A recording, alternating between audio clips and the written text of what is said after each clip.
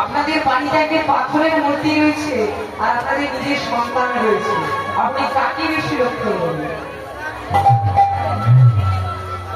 সত্যি কিনা দুজনকে একইভাবে যত্ন করবেন? না না বাবা, ঘরের পাশে তো কাঁধে ওইটাকে লক্ষ্য করছি।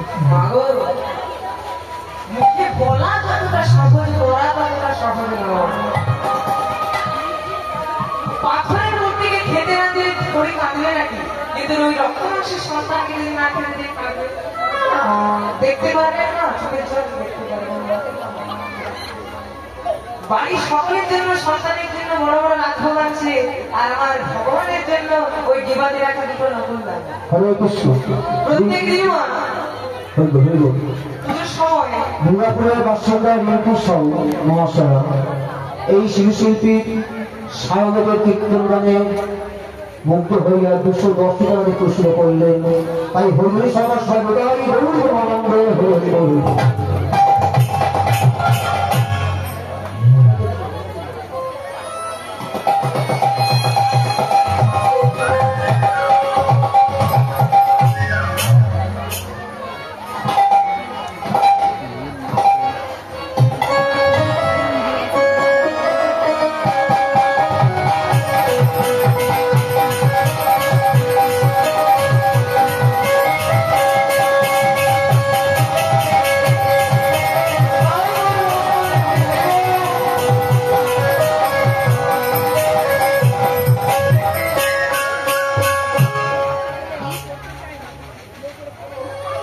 মুখে বলা যতটা সহজ, পড়া ততটা সহজ নয় মা। প্রত্যেকদিন পুজোর সময় ভগবানকে গুনে দুটো রূপ না মা, দুটো জায়গায় একটি পড়ে গেলে ওটাকে আবার ডিমে দিলে বেশি হয়ে যাচ্ছে না, খেতে পারে আবার কালকে দিতে হবে, কাল যদি শেষ হয়ে যায় খেতে পারে না, দিকে খেয়ে ভাই ওইগুলো দিতে চাই।